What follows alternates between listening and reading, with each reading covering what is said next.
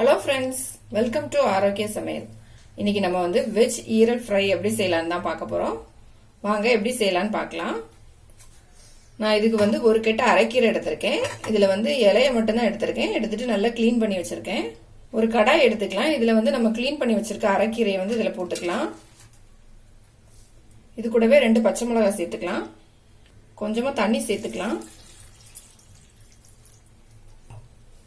தண்ணி சேர்த்துட்டு stove on பண்ணிக்கலாம். இந்த கீரை நல்லா வேகட்டும்.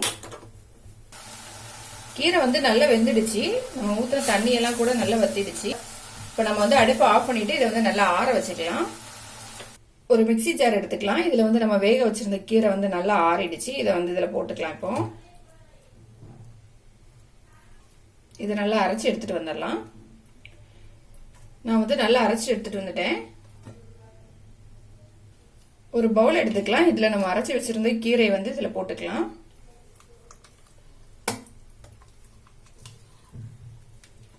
கீரை போட்ட பிறகு நான் 1 கப் கடலை மாவு எடுத்திருக்கேன். இதையும் நம்ம இது கூட போட்டுக்கலாம். கொஞ்சமா பேக்கிங் சோடா போட்டுக்கலாம். கொஞ்சமா உப்பு சேர்த்துக்கலாம். ஒரு 1/4 டீஸ்பூன் கரம் மசாலா போட்டுக்கலாம். இது எல்லாத்தையும் இப்ப நல்லா மிக்ஸ் பண்ணிடலாம். கடலை மாவு போட்டு நல்லா மிக்ஸ் பண்ணியாச்சு. இப்போ இதை நம்ம ஆவியில வச்சு வேக வைக்கணும். நான் ஒரு பிளேட்ல ஆயில் தடவி வச்சிருக்கேன். நான் கீரையை வச்சு வேக வைக்க போறேன். நம்ம இட்லி பாத்திரத்துல கூட வச்சு வேக வச்சுக்கலாம். இது எல்லா சைடும் லைட்டா ஸ்ப்ரெட் பண்ணி விட்டுலாம். ரொம்ப மெல்லிசாக்காண்டா, கொஞ்சம் தடிமனாக இருக்கட்டும். அப்பதான் நமக்கு அந்த ஈரல் ஷேப் கிடைக்கும். ஒரு கடாயில நான் தண்ணி ஊத்தி வச்சிருக்கேன். இது நல்லா சூடாயிடுச்சு. நம்ம இந்த பிளேட்டை இப்ப இதுல வச்சிடலாம். இதை மூடி போட்டு வச்சிடலாம். ஒரு 10 நிமிஷம் இதை க்ளோஸ் பண்ணி வைக்கலாம். அப்பதான் நல்லா நமக்கு சாஃப்டா கிடைக்கும். நம்ம ஓபன் பண்ணி பார்க்கலாம். பாத்தீங்கன்னா நல்லா வெந்துடுச்சு. இப்போ நம்ம ஸ்டவ் ஆஃப் பண்ணிக்கலாம். ஆஃப் பண்ணிட்டு இதை நல்லா ஆற வச்சிடலாம். பாத்தீங்கன்னா இது நல்லா ஆறிடுச்சு. நம்ம ஒரு கத்தி வச்சு இதை கட் பண்ணிக்கலாம்.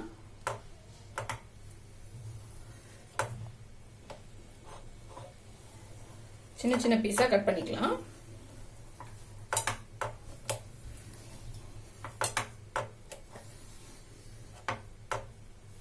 பாருங்க, பாக்குறதுக்கு அப்படியே ஈரல் மாதிரியே இருக்கு. நல்ல சாஃப்டா இருக்கு. இப்ப நம்மளோட ஈரல் ரெடி ஆயிடுச்சு. நம்ம இப்போ ஸ்டவ் ஆன் பண்ணிட்டு ஒரு பேன் வச்சுக்கலாம். ஆயில் சூடாயிடுச்சு. இப்ப நம்ம கட் பண்ணி வச்சிருந்த இந்த ஈரலை இதுல வச்சிடலாம். ஒண்ணுன்னா நம்ம இந்த ஆயில போட்டு தான் ஃப்ரை பண்ணி எடுக்க போறோம். ஃபர்ஸ்ட்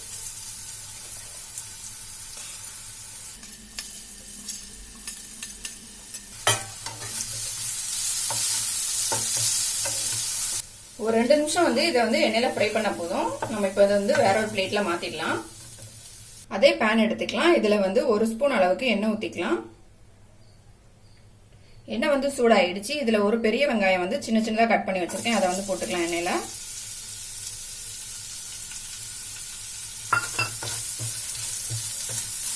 வெங்காயம் வதங்கிடுச்சு. இப்போ ஒரு தக்காளி சின்னதா கட் பண்ணி வச்சிருக்கேன். அதையும் நம்ம போட்டுக்கலாம். தக்காளி லைட்டா வதங்கின பிறகு 1 ஸ்பூன் இஞ்சி பூண்டு பேஸ்ட் போட்டுக்கலாம்.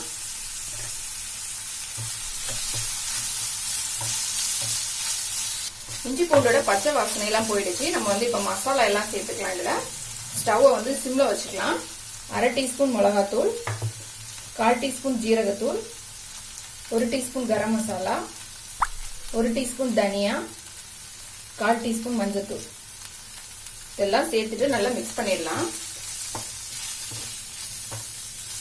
நம்ம சேர்த்த மசாலோட பச்சை வாசனை எல்லாம் போயிடுச்சு. இப்போ ஒரு பச்சை மிளகாய் எடுத்து வச்சிருக்கேன். அதை நம்ம போட்டுக்கலாம். இதுல கொஞ்சமா கருவேப்பிலை போட்டுக்கலாம். தேவையான அளவு உப்பு சேர்த்துக்கலாம். எல்லாத்தையும் நல்லா மிக்ஸ் பண்ணிடலாம். நல்லா மிக்ஸ் பண்ண பிறகு நம்ம எண்ணெயில ஃப்ரை பண்ணி வச்சிருந்த இந்த சைவ ஈரலை இதுல போட்டுடலாம். இப்போ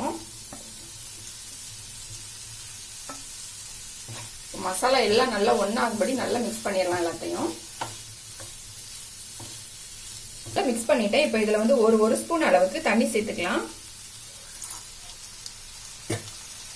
தண்ணி சேர்த்துட்டு இது எல்லாத்தையும் மிக்ஸ் பண்ணிடலாம். மிக்ஸ் பண்ண பிறகு இதை மூடி போட்டு வச்சிடலாம். இந்த மசாலா எல்லாமே நல்லா இந்த ஈரல்ல வந்து இறங்கணும். நம்ம மூடி போட்டு வச்சிடலாம் ஒரு 2 நிமிஷத்துக்கு. கீரையை வச்சு எப்படி சைவ ஈரல் ஃப்ரை செய்யலாம் அப்படிங்கறத பார்த்தோம். கீரை பிடிக்காதவங்க கூட இதை கண்டிப்பா சாப்பிடுவாங்க. கண்டிப்பா ட்ரை பண்ணி பாருங்க. இந்த வீடியோ உங்களுக்கு பிடிச்சிருந்தா லைக் பண்ணுங்க, ஷேர் பண்ணுங்க, மறக்காம என்னோட சேனலை சப்ஸ்கிரைப் பண்ணுங்க.